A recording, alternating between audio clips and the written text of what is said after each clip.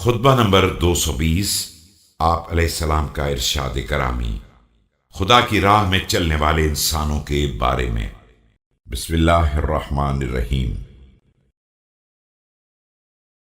ایسے شخص نے اپنی عقل کو زندہ رکھا ہے اور اپنے نفس کو مردہ بنا دیا ہے، اس کا جسم باریک ہو گیا ہے اور اس کا بھاری بھرکم جسد ہلکا ہو گیا ہے، اس کے یہ بہترین زوپاش نور ہدایت چمک اٹھا ہے اور اس نے راستے کو واضح کر کے اسی پر چلا دیا ہے۔